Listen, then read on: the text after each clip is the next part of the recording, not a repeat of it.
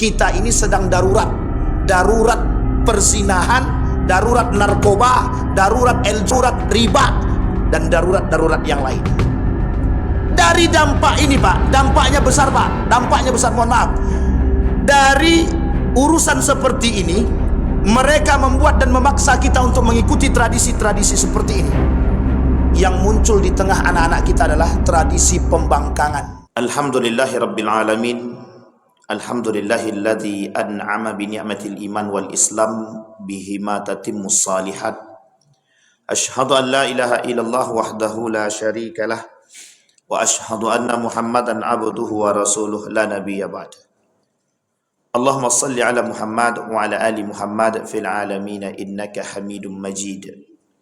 Ya ayuhan nasu taqu rabbakum alladhi khalaqakum min nafsin wahidah wa khalaqa minha zawjaha wa batha minhuma rijalan katsiran wa nisaa wattaqullaha alladhi tasaaluna bihi wal arham innallaha kana 'alaikum raqiba.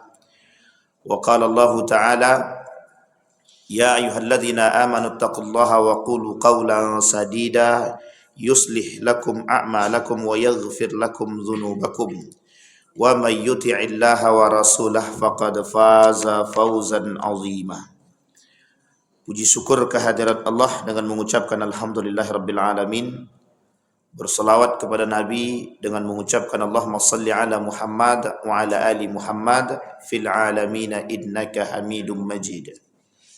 Bapak Ibu sekalian yang berbahagia, mudah-mudahan di subuh hari ini selalu Allah melimpahkan rahmat dan karunia-Nya kepada kita semua. Allah memberkahi hidup kita. Allah jadikan rumah tangga yang sakinah, mawaddah warahmah, anak-anak yang soleh dan solehah. Kemudian kita memiliki generasi-generasi yang cinta kepada Al-Quran, generasi-generasi yang baik, yang saleh insyaAllah. Dan mudah-mudahan kita yang hadir insyaAllah husnul khatimah. Amin ya rabbal alamin. Baik Bapak Ibu sekalian yang berbahagia, pada pertemuan sebelumnya kita sudah membahas tentang bagaimana cara kita menangkal daripada liberalisme dan sekulerisme. Dan itu menjadi solusi bagi kita dalam menghadapi kasus-kasus hari-hari ini. Seperti yang kita sampaikan pada beberapa hari yang lalu, beberapa pekan yang lalu, bahwa kita sedang dalam kondisi darurat. Dan ini butuh perhatian khusus.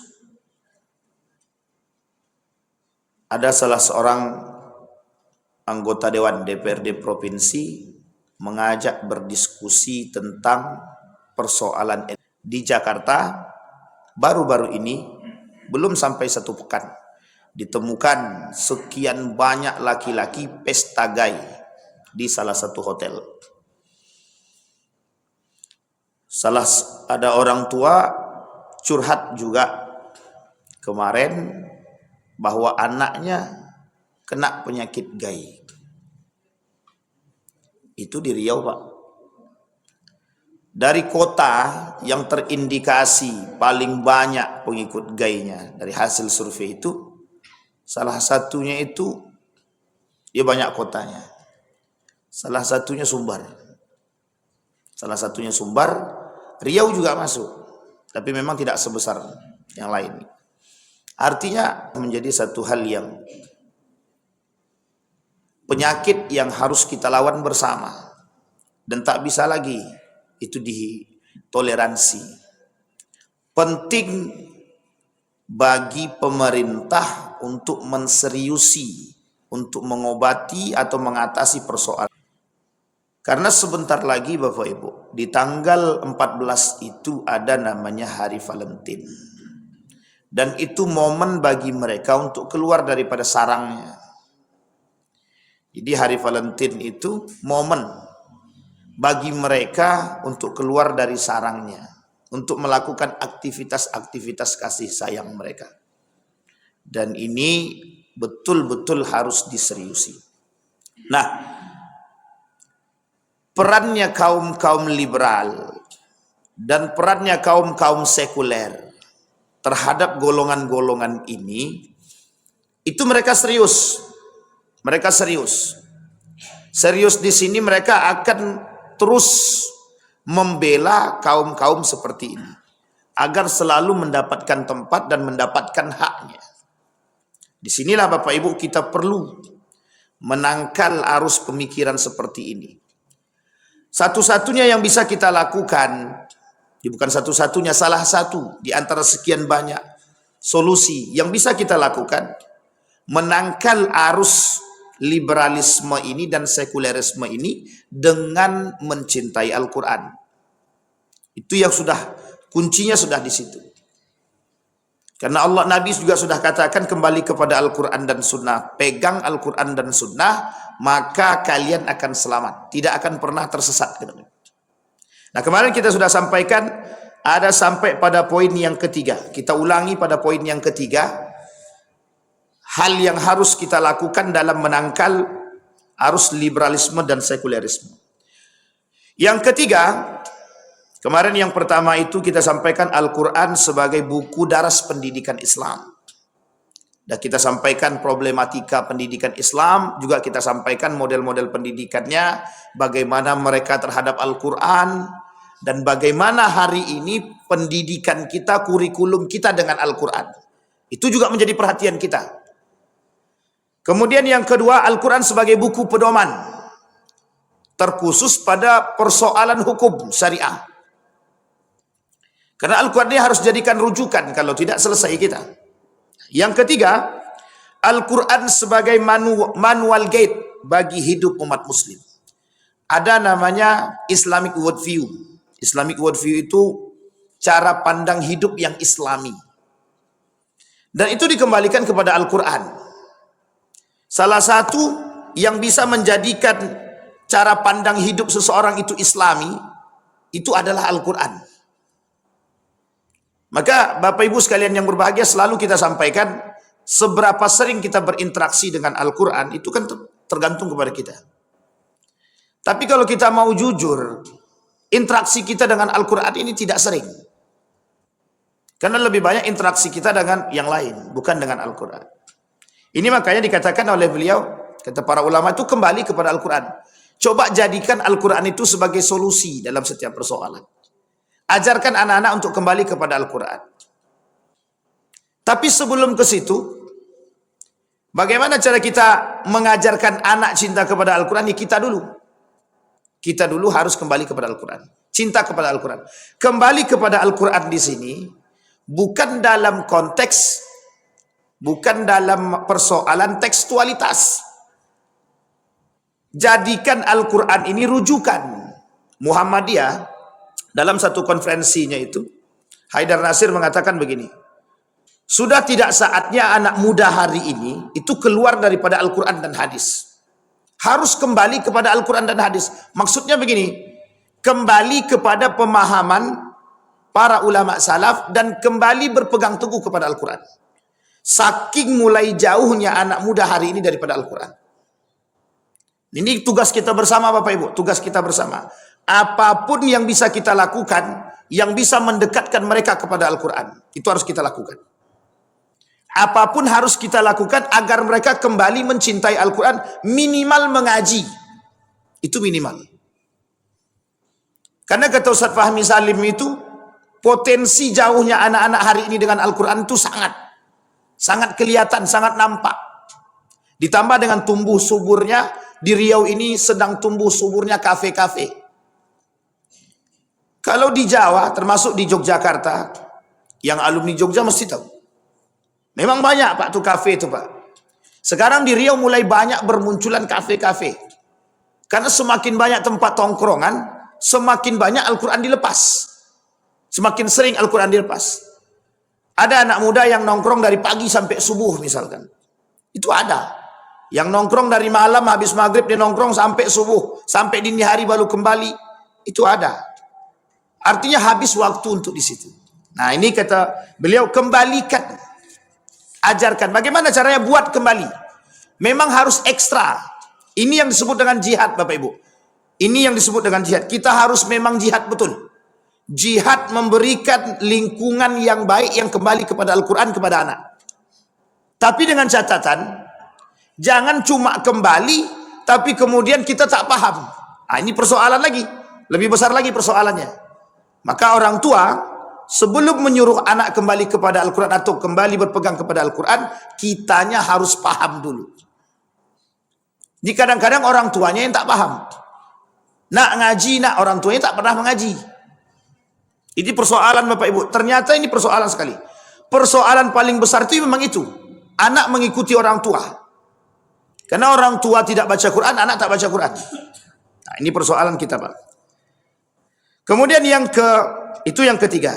Kemudian yang keempat, Al-Quran sebagai panduan yang menjaga dan mengarahkan fitrah manusia.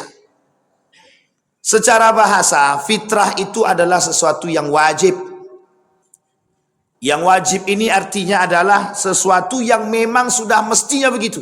Itu fitrah namanya. Fitrah. Kita beragama Islam ini itu fitrah. Kita beragama Islam ini fitrah. Kembali kepada fitrah. Fa'aqim wajhaka lid-din. Fitratallaha fatarad nasa alaih.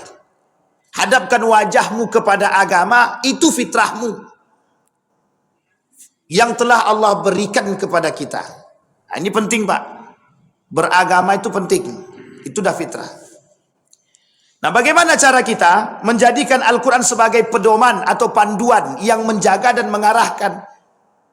Misal, seorang suami, bagaimana cara menjadi suami yang baik? Kembalikan kepada Quran. Kita belajar bersama. Kembalikan kepada Al-Quran dulu. Adakah cara-cara menjadi suami yang baik di dalam Al-Quran?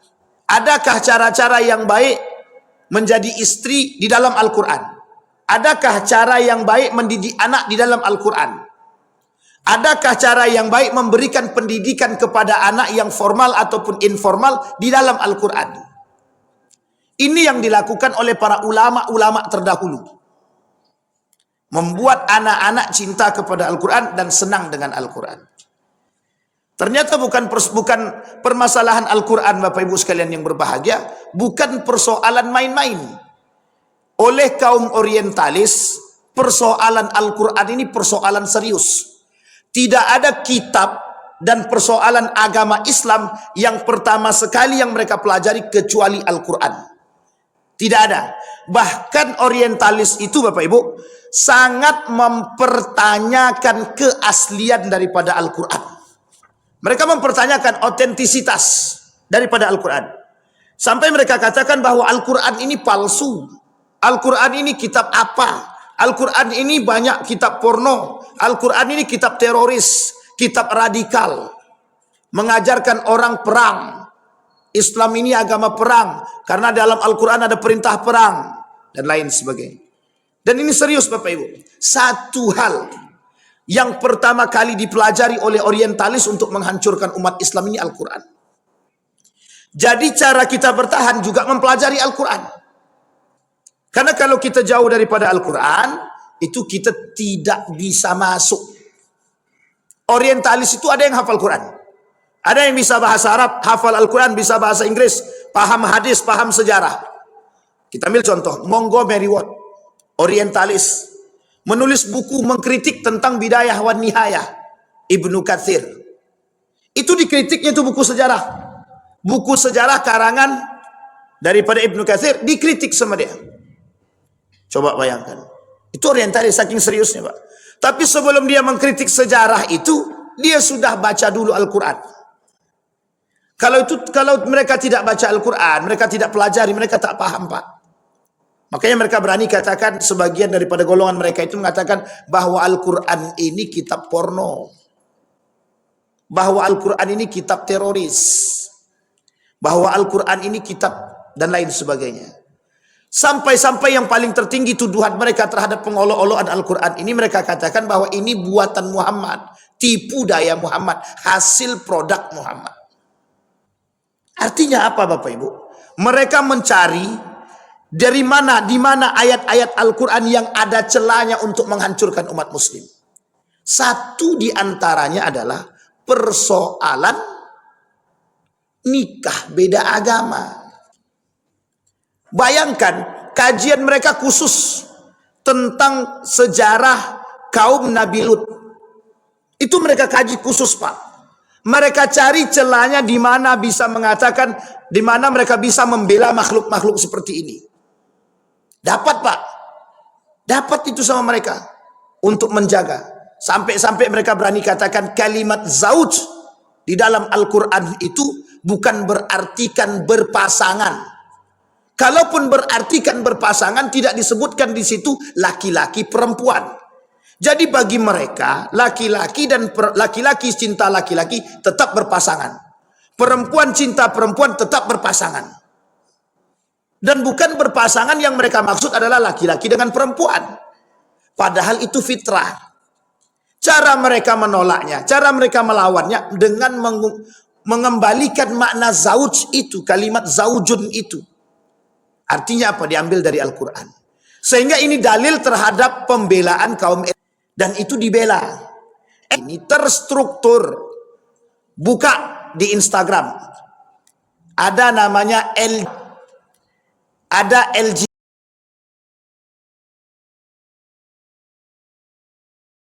Buka itu Bapak Ibu. Banyak sekali kasus-kasus LG. Bukan tidak sedikit Pak kasus LG. Banyak.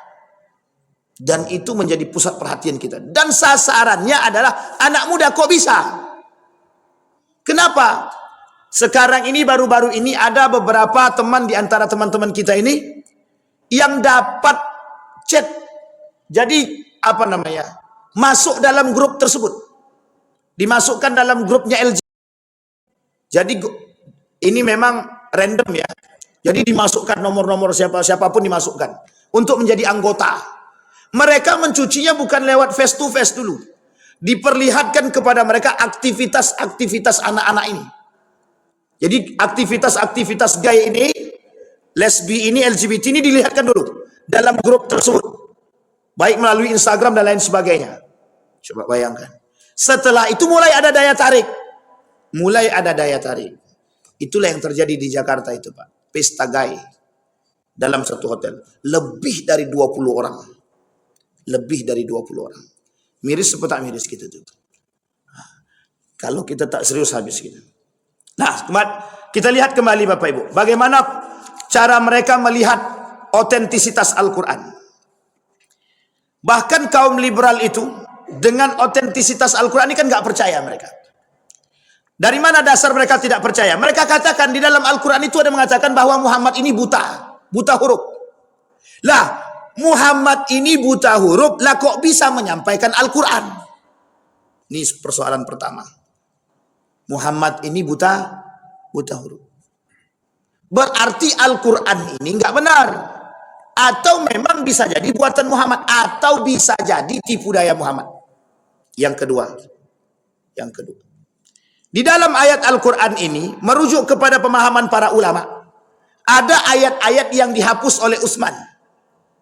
Ayat-ayat Al-Quran yang dihapus oleh Utsman. Artinya apa? Mereka tuduh Utsman bin Affan telah menghapus ayat-ayat Al-Quran. Coba bayangkan. Di sini Bapak Ibu.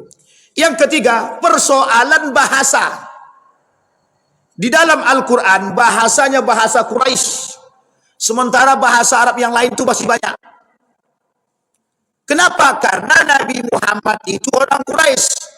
Sampai-sampai mereka katakan inilah bukti buatan Muhammad dengan bahasa kaum dia. Bukan dengan bahasa kaum yang lain. Karena bahasa Arab ini dialektikanya banyak. Yang masyhur ada 7.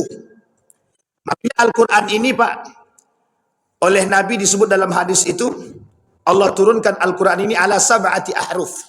Al-Quran ini diturunkan dengan 7 huruf. Berbeda 7 huruf dengan 7 kiroat. 7 huruf ini dialektika dan berbeda dengan maknanya 7 bacaan. Itu sangat berbeda sekali. Jauh jaraknya Pak, ratusan tahun. Sehingga oleh para ulama dikatakan ini celah bagi kaum orientalis. Nah, saking seriusnya sampai di situ Pak. Bukan hanya persoalan sampai di situ. Jadi kaum orientalis ini memang sengaja mencari celah. Diambilnya misalkan tentang pendidikan. Dilihat dalam Al-Quran itu. Mana proses pendidikan Al-Quran? Proses-proses pendidikan anak di dalam Al-Quran. Mereka cari Pak. Akhirnya Pak, mereka masuk dalam jalur struktural untuk menjauhkan pendidikan itu daripada Al-Quran.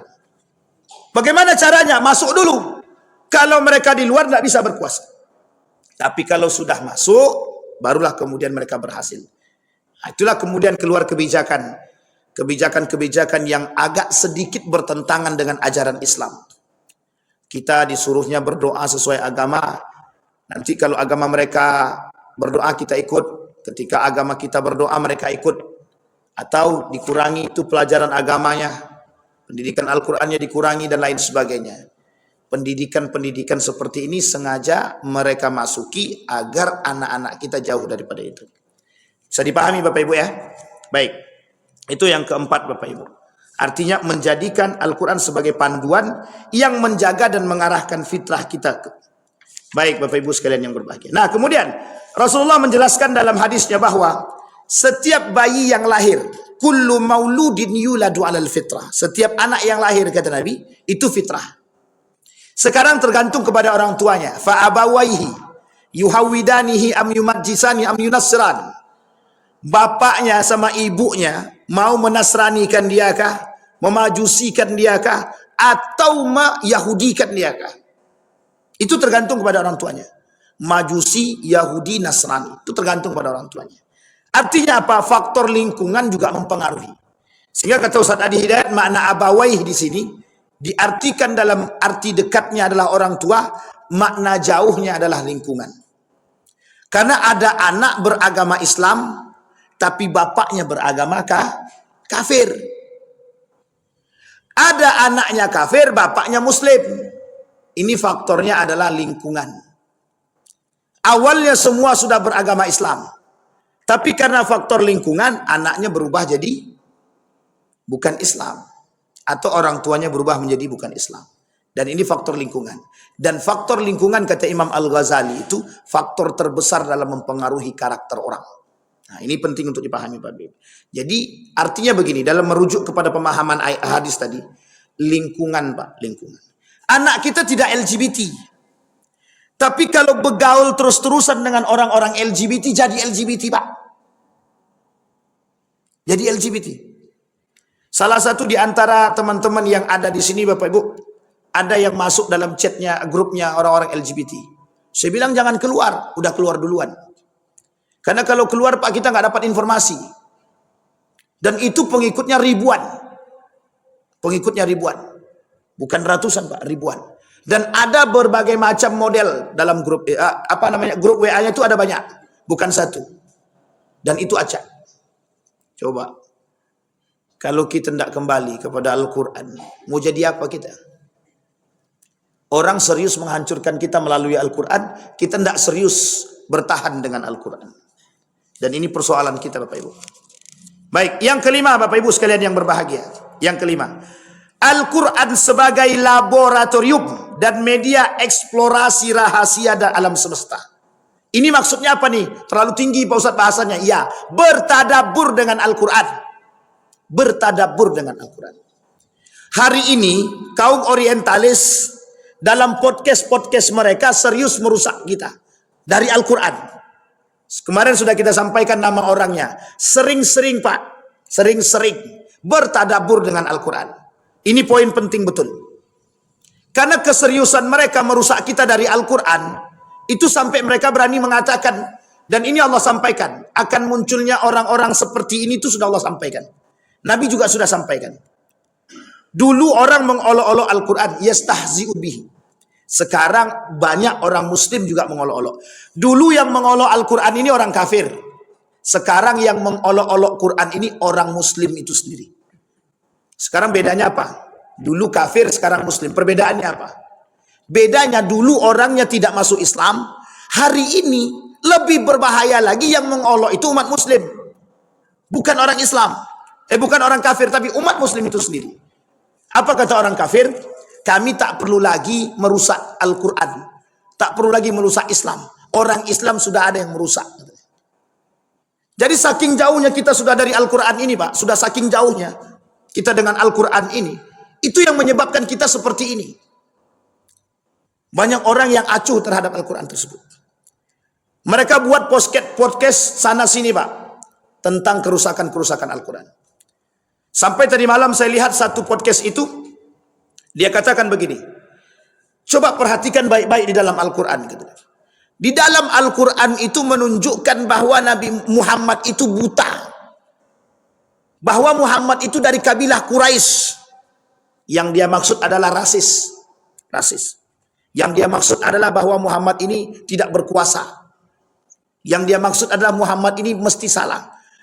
Pada kalimat selanjutnya coba perhatikan dalam Al-Quran. Innama ana basyarum mithlukum, katanya. Sampai dikatakan sama dia bahwa Muhammad saja mengakui bahwa diri dia manusia. Tuhannya Muhammad mengakui bahwa Muhammad ini adalah manusia. Sama dengan kita. Lah kok kita ngikuti dia? Ini Pak persoalan. Sampai-sampai mereka berani mengatakan begitu. Dan mengolok-olok ayat ini dengan serius. Dan itu Allah katakan. Ketika kalian mendengar ayat kami, kata Allah, an idza sami'tum ayatillah yustahza'u bihi wa yukfaru bihi. Mereka akan mengingkari Al-Quran ini, mereka akan mengolok-olok Al-Quran ini. Coba lihat kasus hari-hari ini. Banyak yang membakar Al-Quran, banyak yang menginjak Al-Quran, banyak yang melecehkan Al-Quran. Banyak Pak, banyak yang melecehkan Al-Quran. Kalau kita umat muslim yang tidak perhatian terhadap karakter yang mereka buat hari ini, habis kita Pak. Kita lihat hari Valentine Days atau hari Valentine. Hari Valentine ini Bapak Ibu, kaitkan dengan Al-Quran. Allah bilang dalam Al-Quran, la taqfu ma laysa laka bihi ilmun. Innas sam'a wal absar wal fuad kullu ulaika kana anhu mas'ula, kata Allah. Apa kata Allah? Jangan kalian mengikuti sesuatu tradisi yang kalian tidak ketahui. Itu Allah katakan dalam Al-Quran. Valentine itu bukan tradisi umat muslim. Tapi berapa banyak yang ikut Pak. Menjadi satu tradisi hari ini. Keberhasilan kaum liberal merusak kita. Itu dengan cara-cara seperti ini Pak. Sampai Valentine itu dikatakan sebagai hari kasih sayang. Itu bukan hari kasih sayang. Hari peringatan kepada seorang pemuda dan pemudi yang mati. Dihukum mati oleh Raja Claudius. Gara-gara berpacaran, menikah ketika mereka menjadi seorang militer atau prajurit. Oleh mereka dianggap ini tidak memberikan hak asasi manusia. Ini yang mereka lakukan. Sehingga datanglah aktivis-aktivis sosial untuk memperingati itu. Uniknya. Dari satu negara bisa menjadi seluruh dunia. Perhatikan baik-baik. Dari satu negara bisa menjadi seluruh dunia. Tradisi ini. Mengapa tradisi ini diperingati? Mengapa manusia mengikuti tradisi ini? Logikanya pakai akal Pak. Kita menalar dengan akal. Ini adalah hari kasih sayang. Tuntutannya apa? Seluruh dunia sadar bahwa kita ini punya hak berkasih dan sayang terhadap sesama. Baik lawan jenis dengan lawan jenis, baik sesama jenis dan lain sebagainya. Perhatikan baik-baik. Dan itu Bapak Ibu menjadi persoalan. Tuntutan yang kedua adalah mereka ingin katakan kepada dunia, jangan batasi hak orang dalam bercinta. Mau dia pacaran silahkan. Itu haknya dia. Coba bayangkan, itu menyalahi aturan agama atau bukan? Dalam agama Islam sangat menyalahi aturan. Islam tidak melarang berkasih sayang, tapi ada aturan main. Itu yang mereka terobos. Valentine, tanggal 14. Berapa hari lagi? 2 hari lagi. Kita lihat apa aktivitas-aktivitas mereka. Dan kita berharap ini anak muda tidak ada yang ikut. Anak-anak kita jauh daripada hal demikian. Tidak ikut-ikutan dalam persoalan ini Pak. Karena kalau mereka ikut-ikutan terjerumus sudah. Dan apa poin ketiga daripada Valentine itu? Mereka memaksa kita untuk menyerupai tradisi mereka. Bertasyabuh dengan tradisi mereka. Orang Katolik membuat tradisi populer. Tradisi kita umat muslim tidak ada yang populer. Tidak ada yang masyhur. Uniknya umat muslim justru lebih senang mengikuti tradisi itu. Berpacaran tukar cincin, tukar kado, saling memberikan coklat dan bunga terhadap pasangannya. Mau itu sudah halal ataupun belum halal, tak urus. Perhatikan besok di hari Valentine. Uniknya itu dipelopori oleh siapa? Public figure. Dipelopori oleh public figure. Siapa public figure di sini? Bisa jadi artis, bisa jadi orang-orang yang terkenal, selebgram dan lain sebagainya. Perhatikan itu. Dan ini Bapak Ibu bukan main-main. Tradisi seperti ini sangat merusak. Sangat merusak. Apa dampak negatifnya? Dampak negatifnya kita mengikuti tradisi orang kafir yang tidak seharusnya kita ikuti. Dan apa dampak yang lebih parahnya lagi? Ketika tradisi ini menjadi sebuah kebiasaan, coba bayangkan, kita bandingkan Pak. Tradisi baca Quran maghrib mengaji mulai hilang. Maghrib mengaji mulai hilang. Itu tradisi baik. Kenapa yang tradisi seperti ini tidak diikuti? Tapi kok justru tradisi Valentine yang diikuti? Inilah poin pentingnya bagi kita. Sehingga cara mereka serius untuk merusak kita dengan cara memaksa kita. Memaksa untuk mengikuti tradisi-tradisi seperti ini. Inilah yang Allah sebutkan di dalam Al-Quran. Yang disebutkan oleh Nabi dalam hadisnya. Man tashabbaha biqaumin fahuwa minhu. Bahkan di dalam hadis yang lain kata Nabi. Laisa minna man tashabbaha bighairina. Bukan dari golongan kami kata Nabi. Orang-orang yang mengikuti tradisi-tradisi yang bukan dari tradisi kami. Sampai kemudian Nabi katakan. La tashabbahu bil yahud. Wa la tashabbahu bin nasara. Jangan kalian mengikuti tradisi orang Yahudi dan jangan kalian ikuti tradisi orang-orang Nasrani. Katolik itu Nasrani, Pak. Maka nama yang dibuat Valentine itu bukan artinya kasih sayang. Nama orang yang dipenjara itu namanya Valentine. Punya pacar namanya Mario. Itulah dia namanya, Pak. Menikahlah berdua ini. Ketika menikah berdua ini dan dia nikahkan pemuda-pemudi yang lain dalam prajurit-prajurit itu, militer-militer itu. Sehingga ketahuan sama Raja Claudius II dipenjara seumur hidup. Ini namanya penjara, dipenjara hukuman mati tadi. Menulis suratlah dia sebelum mati itu menulis surat. Ada khadim dia, pelayan dia yang selalu setia dengan dia. Surat itu sampai kepada tangan dia. Tangan pelayan tadi, dari tangan pelayan inilah yang kemudian sampai ke tangan para aktivis sosial dan kemanusiaan, disebarluaskanlah Pak. Diperingati hari pertama pada tanggal 14 itu, 14 apa namanya? Februari. Oleh raja selanjutnya diresmikanlah sebagai hari peringatan pertama. Pada tahun 496. Sejarah ini mulai ada di tahun 268. Baru diresmikan 490-an. Jaraknya berapa tahun? 200 tahun. Oleh aktivis-aktivis sosial masuk ke dalam pemahaman raja tadi dan raja tadi menerima dan diresmikanlah. Itu tidak salah, Pak. Karena itu bukan untuk kita. Bukan untuk kita orang Islam. Untuk masyarakat dia, generasi dia, jamaah dia, beragamakan Katolik, Kristen. Tapi uniknya lagi, masuk menjadi satu tradisi di kalangan umat Muslim dan umat Muslim mengikuti. Coba bayangkan. Dari berapa lama itu sudah? 498 Masehi. Sampai hari ini, orang memperingati itu terus. Baru populer di Indonesia ini baru beberapa tahun belakangan ini, Pak. Baru mulai populer. Kenapa, Pak? Kok populer di tengah masyarakat kita? Saking banyaknya anak muda dan mudi hari ini yang berpacaran. Yang bermohon maaf terlibat dalam kasus perpacaran. Kita ingatkan, Pak, apa hukum pacaran? Nah, haram, Pak. Kau punya pacar? Punya, Pak. Coba bayangkan nalar logikanya, Pak. Tahu dia itu hukum haram tapi dia tetap pacaran. Jawabannya sederhana katanya. Orang tua saya juga dulu pacaran, Pak, katanya. Jadi tidak sanggup orang tuanya melarang. Kenapa? Karena anaknya pacaran. Dia tidak sanggup melarang anaknya pacaran karena dia dulu pacaran. Pacaran orang zaman dulu dengan sekarang ini berbeda.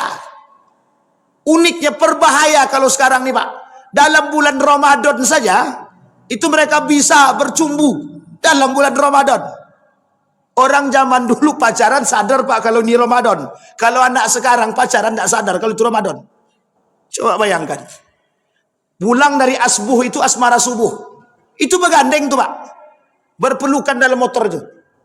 Kita yakin itu bukan suami istri. Cuman kan itu tadi. Hak dan privasi gitu. Coba bayangkan. Anak-anak sekarang parah Pak. Mohon maaf. Kalau dikatakan zina itu memang berhubungan badan itu memang tidak Pak. Tapi zina yang lainnya itu Pak. Dan itu berbahaya. Sangat berbahaya. Coba Bapak Ibu bayangkan jika tradisi seperti ini. Pacaran seperti ini menjadi satu hal yang tidak betul-betul diseriusi. Hampir keluar dulu undang-undang atau peraturan itu.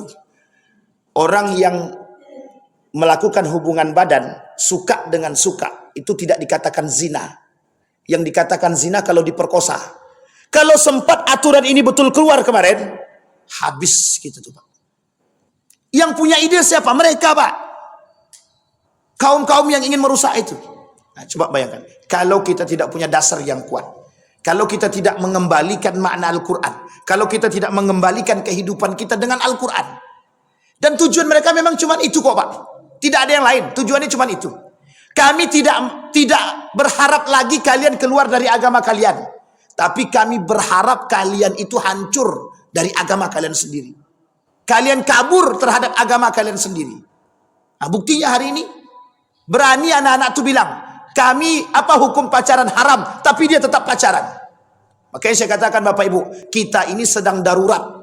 Darurat perzinahan, darurat narkoba, darurat riba, dan darurat-darurat yang lain. Dari dampak ini Pak, dampaknya besar Pak, dampaknya besar, mohon maaf. Dari urusan seperti ini, mereka membuat dan memaksa kita untuk mengikuti tradisi-tradisi seperti ini. Yang muncul di tengah anak-anak kita adalah tradisi pembangkangan. Mereka berani melawan orang tua. Bapak dan ibu dengarkan baik-baik. Aku berpacaran dengan si Anu itu sudah 4 tahun. Jadi aku akan menikah dengan dia. Kalau bapak larang aku berpacaran dengan dia, aku kawin lari. Orang tuanya sedih mendengar anaknya kawin lari tadi.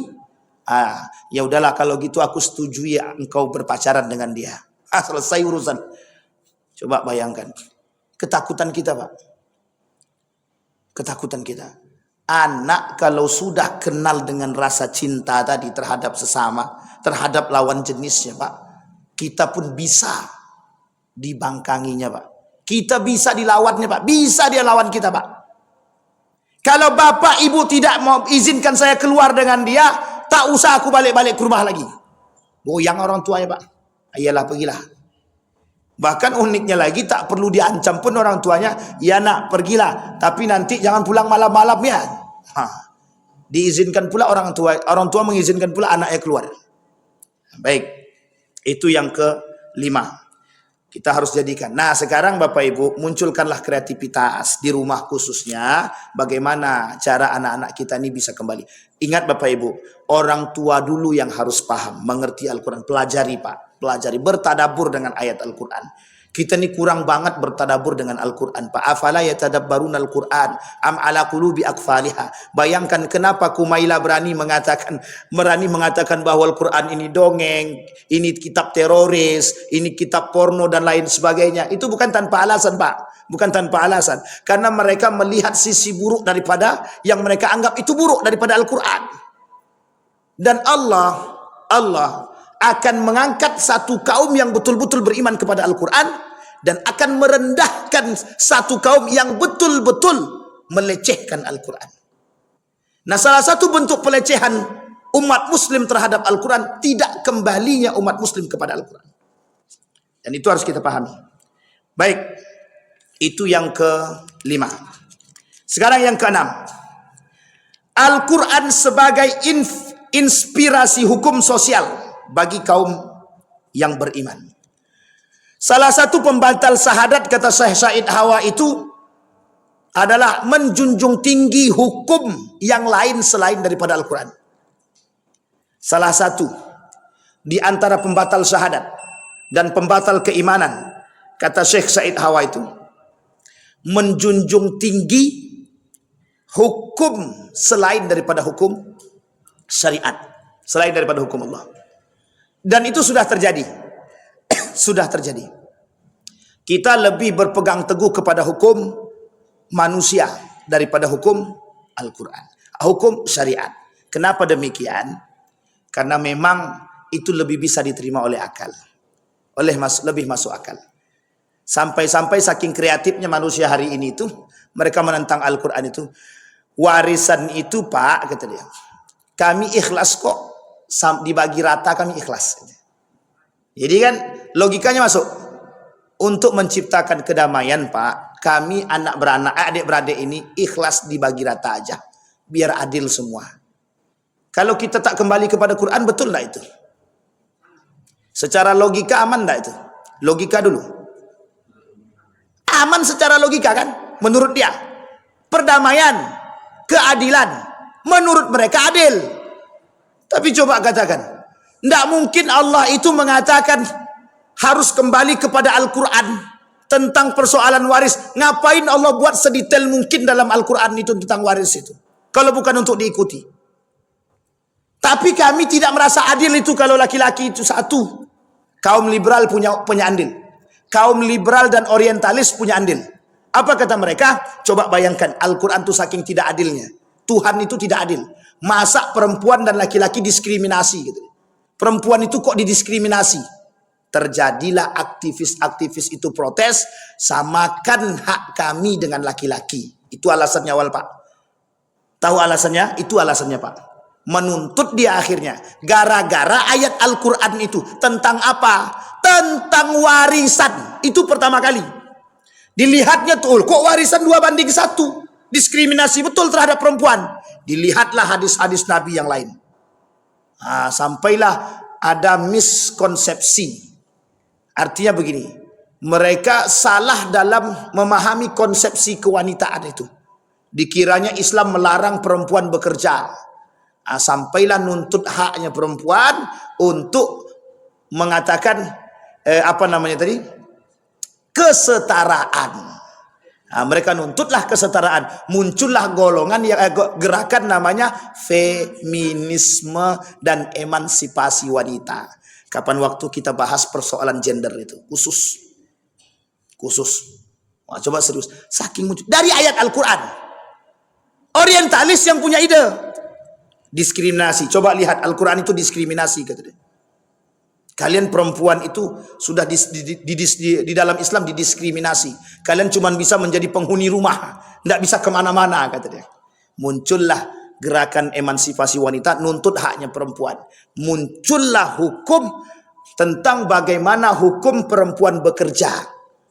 Keluarlah hukum dalam Islam. Bolehkah wanita bekerja? Islam menjawab. Sampai segitunya Pak, gara-gara kelakuan aktivis-aktivis itu. Tujuannya apa? Satu saja tujuannya, biar kita tak percaya kepada Al-Quran.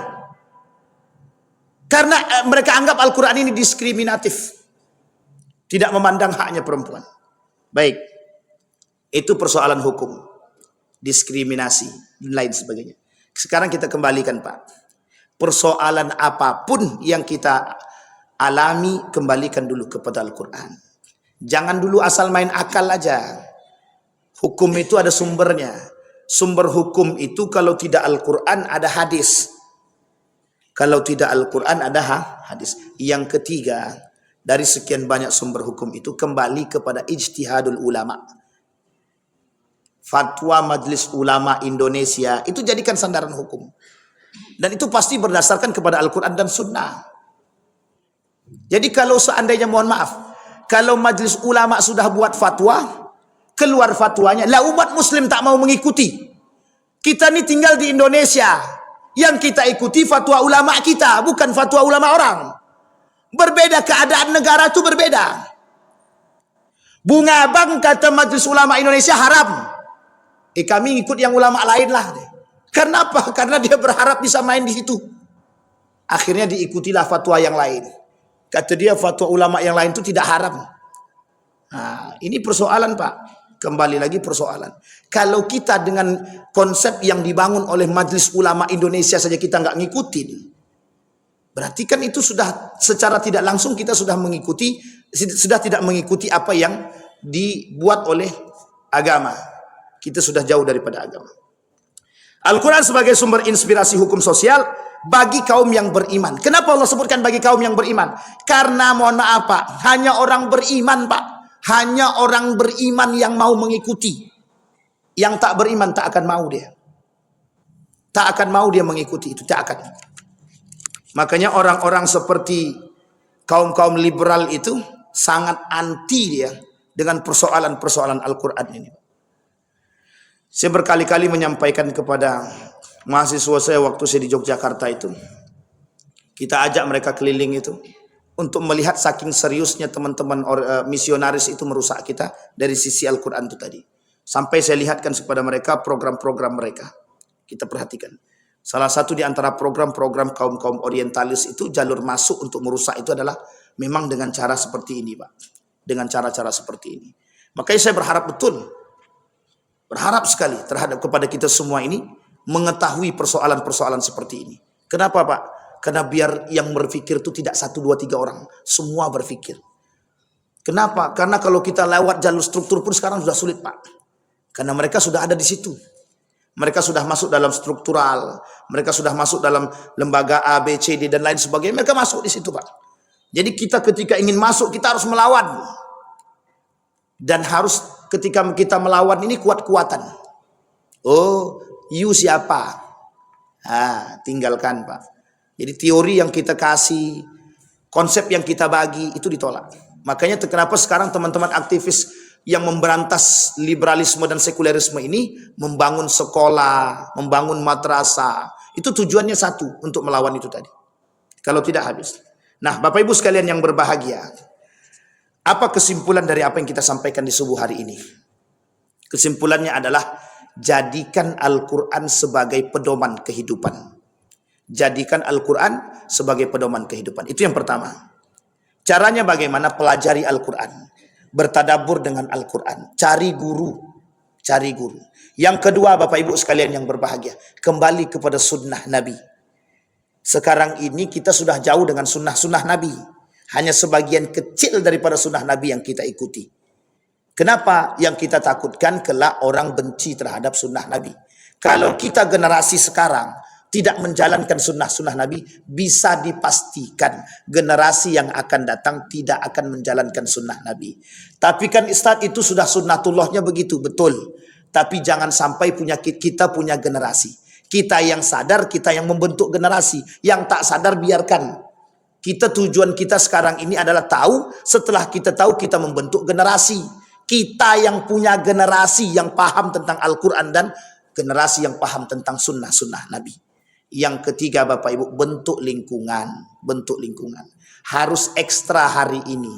Ibu bapak punya anak, berikanlah kebaikan kepada mereka melalui pendidikan. Terserah Bapak Ibu.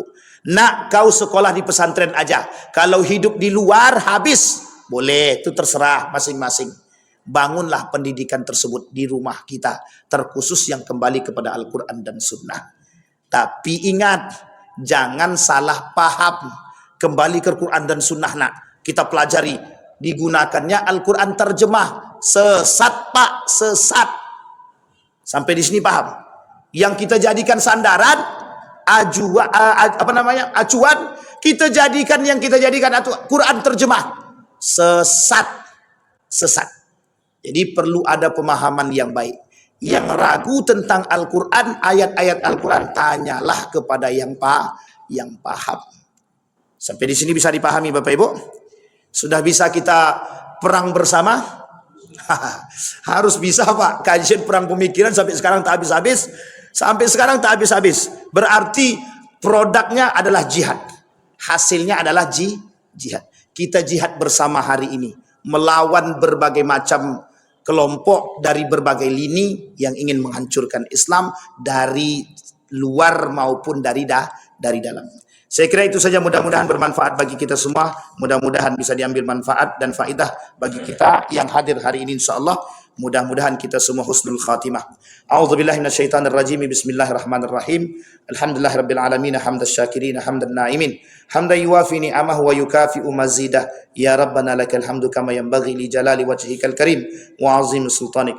Allahumma faqihna fid din wa 'allimna ta'wil. Allahumma faqihna fid din wa 'allimna ta'wil. Allahumma ij'al tajammu'ana tajammu'an marhumah waj'al tafarruqana min ba'dihi tafarruqan ma'sumah. Allahumma ansur man nasara ad-din wa akhdhul man khadhal muslimin. Allahumma a'inna ala dhikrika wa syukrika wa husna ibadatik. Allahumma anfa'na bima 'allamtana warzuqna 'uluman tanfa'una fid din wad dunya wal akhirah. Allahumma ighfir lana dhunubana wa kaffir 'anna sayyi'atina wa tawaffana ma'al abrar. Ya aziz ya ghaffar ya rabbal alamin. Allahumma ighfir lahum warhamhum wa'afihim wa'fu anhum wa akrim nuzulahum wa wasi' madkhalahum waj'al al-jannata mathwahum. Allahumma ij'al al-Qur'an al-'azima rabi'a qulubina wa nura sudurina wa jilaa'a ahdanina wa dhihaba humumina wa gumumina. Allahumma ij'al al-Qur'ana hujjatan lana wa la hujjatan 'alaina. Allahumma ij'alna min ahli al-Qur'an waj'al ahillatana min ahli al-Qur'an alladhina nahnu khasatuka wa ahluki ya arhamar rahimin. Rabbana atina